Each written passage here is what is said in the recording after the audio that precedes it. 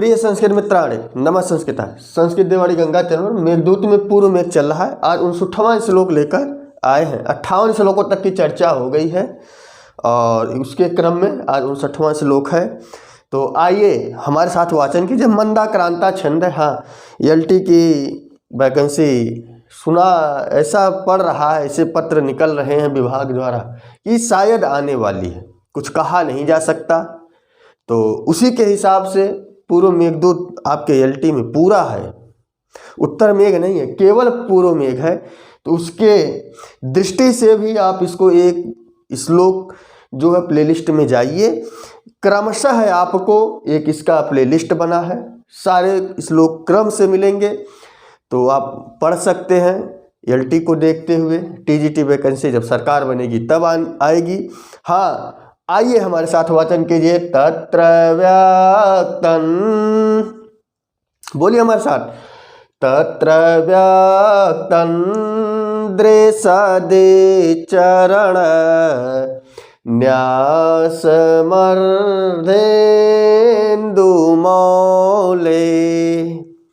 शश्वत सिद्धैरूपचित बलिं भक्ति नम्रः परिया यस्मिन् दृष्टे करण विगमात् दूर्ध्वमूर्धोत पापा कल्पिष्यन्ते स्थिर गणपद प्राप्त श्रद्धाना।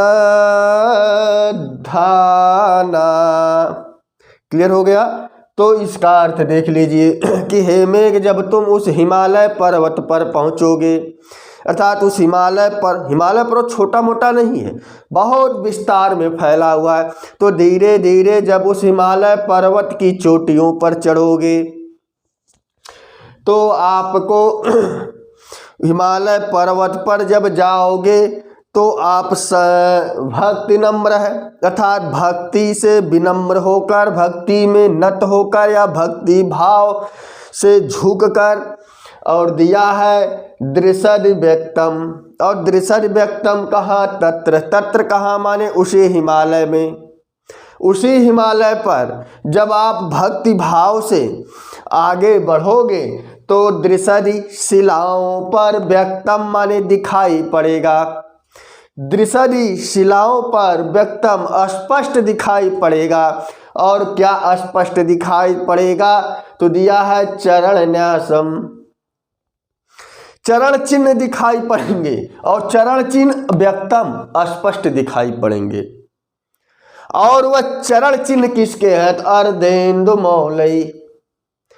अर्ध इंदु मौलई माने मस्तक पर, इंदु माने चंद्रमा, अर्ध माने आधा, जिसके मस्तक पर आधा चंद्रमा है अर्थात शंकर जी। तो वह जो चरण चिन्ह है वह शंकर जी के चरण चिन्ह दृसदि शिलाओं पर, कहाँ? तत्र माने वहाँ, वहाँ कहाँ? उसी हिमालय पर्वत पे जो शिलाएं हैं उसी शिलाओं पर या उसी किसी एक शिला पर, उसी किसी एक शिला पर व्यक्तम चरण न्यासम, स्पष्ट रूप से भगवान शंकर के चरण चिन्ह दिखाई पड़ेंगे।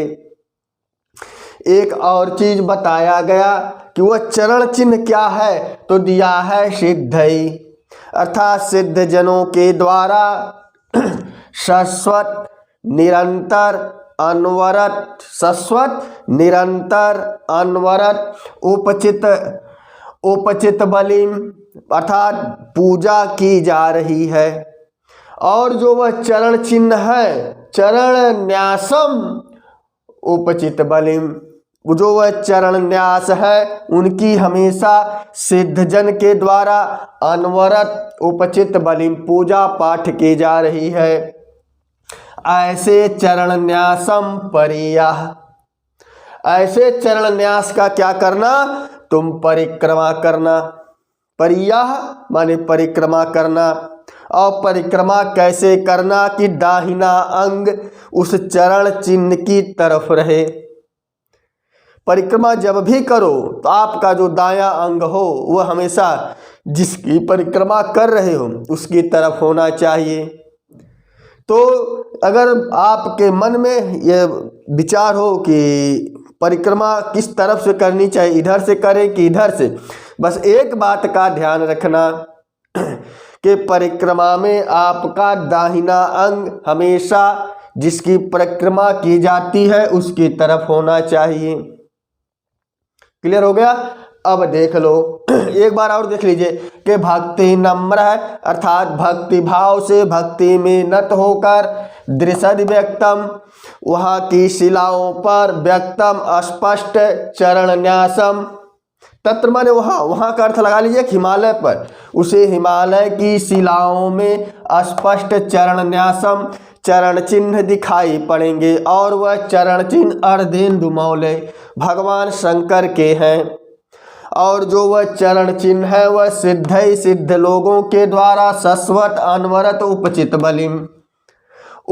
बलिम चरण न्यासम और व्यक्तम चरण न्यासम। तो यह चरण न्यासम का विशेषण है और यह भी चरण न्यासम का विशेषण है। चरण न्यास कैसा है? जो सिद्ध जनों के द्वारा हमेशा पूजा पाठ किया जा रहा हो ऐसा चरण न्यासम और स्पष्ट दिखाई देने वाले चरण न्यासम। क्लियर हो गया? तो व्यक्तम भी चरण न्यासम का विशेषण है और उपचित बलिम भी चरण न्यासम का विशेषण है। और दिया है परिया, ऐसे चरण न्यासम का तुम परिक्रमा करना। हे में तुम वहाँ भक्ति भाव से जब आगे जाओगे तो नम्र होकर, भक्ति में लीन होकर, भक्ति भाव से जब तुम नम्र हो जाओगे, क्योंकि जिस व्यक्ति के अंदर भक्ति नहीं रह गई वह व्यक्ति हमेशा आपको कड़क दिखाई पड़ेगा, उसके अंदर भक्ति है ही नहीं। जैसे पिता पुत्र, जब तक पुत्र पिता के प्रति भक्ति भाव में रहेगा कभी तेज आवाज में बात नहीं की, जिस दिन भक्ति हट गई उस दिन पुत्र पिता से तेज आवाज में बात करने लगेगा। तो वही चीज दिया गया कि हे में तुम भक्ति भाव से तत्र माने वहाँ दृशद व्यक्तम, हिमालय की शिलाओं में, और प्रत्येक शिला नहीं किसी एक शिला पर स्पष्ट चरण न्यासम अर्धेन्दु मौलई, एक स्पष्ट भगवान शंकर के चरण चिन्ह किसी एक शिला पर दिखेगा और उसी शिला के जो सिद्ध जन लोग हैं, वहाँ के रहने वाले सिद्ध लोग हैं, वह अनवरत शश्वत अनवरत उपचित बलिम लगातार पूजा पाठ करते हुए दिखाई पड़ेंगे। ऐसे चरण न्यास के तुम क्या करना? परिक्रमा करना। क्लियर हो गया? पहले दूसरी लाइन का अर्थ हो गया। अब आ जाइए यस्मिन् दृष्टे, जिसको देख कर या जिसका दर्शन कर लेने पर। तो किसका दर्शन कर लेने पर? तो यह दिया जाएगा चरण न्यास, चरण न्यासे, अर्थात चरण न्यास का दर्शन कर लेने पर। यस्मिन से चरण का माने जिसके, दृष्टे दर्शन कर लेने पर, अर्थात जिस चरण न्यास के जिस चरण चिन्ह को दर्शन कर लेने पर।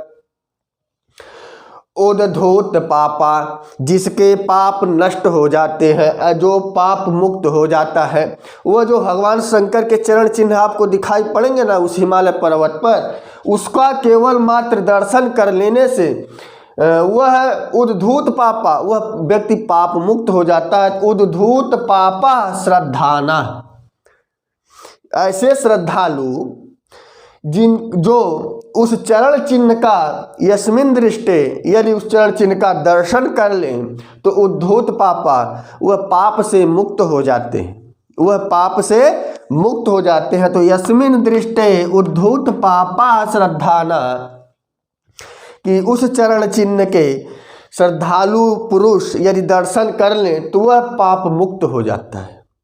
कोई श्रद्धालु पुरुष हो, विश्वास करने वाला, शंकर या ईश्वर में विश्वास करने वाला हो, तो उद्धूत पापा अर्थात वह पाप मुक्त हो जाएगा।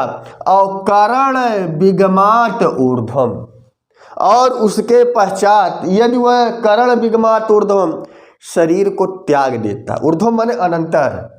चरण का दर्शन किया, पाप मुक्त हो गया। पाप जब मुक्त होने के बाद यदि जब वह शरीर को त्यागता है, करण विगमात ऊर्ध्वम, शरीर को छोड़ने पर, शरीर को त्यागने पर, पहले चरण चिन्ह का दर्शन किया, ऐसा पुरुष जब उस चरण चिन्ह का दर्शन करेगा तो वह पाप मुक्त हो जाए।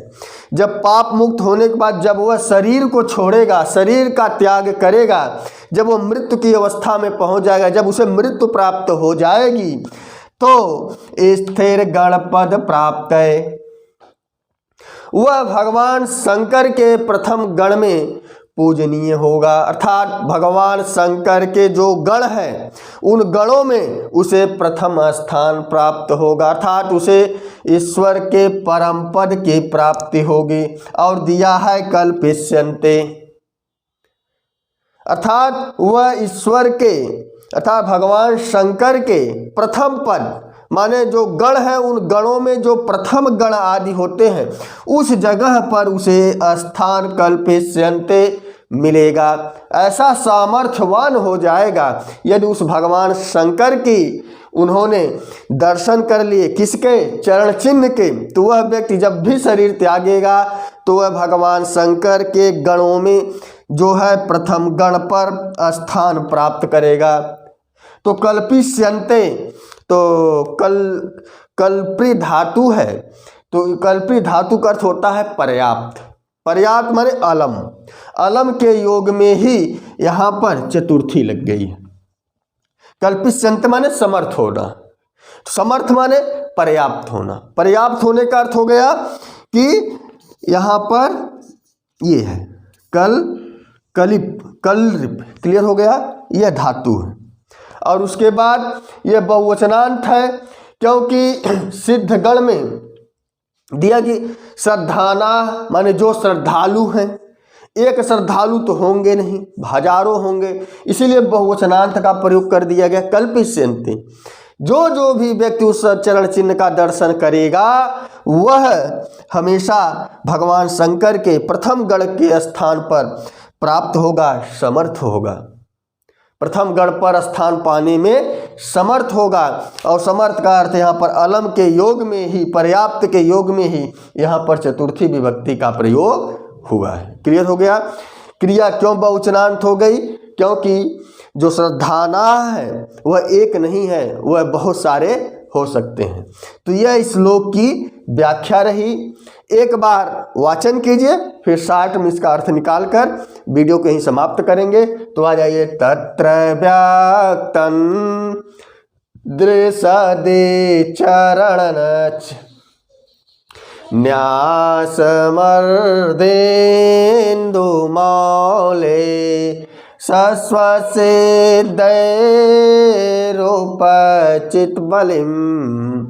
भक्तिनम्रः परिया यस्मिन् दृष्टे करणविगमात् ऊर्ध्वमूर्धोत्पापा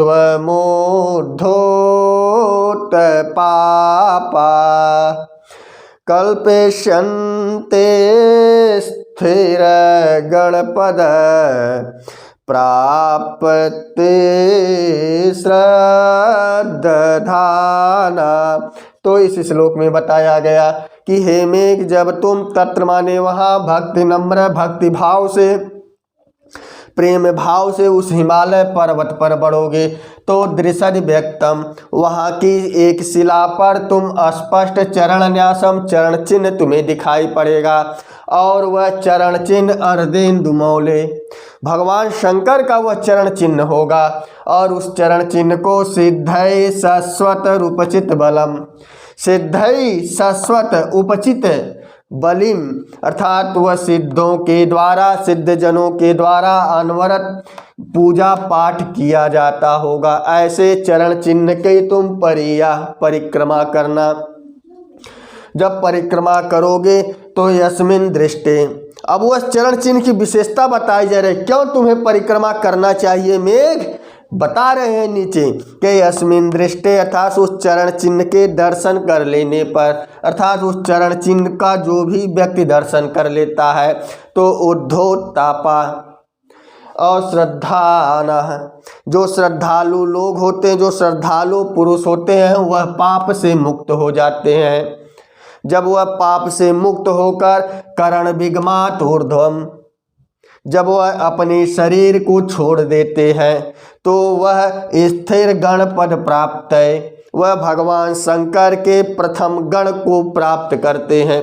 जो भगवान शंकर के जो गण हैं उन गणों में प्रथम गण में उनको स्थान मिलता है।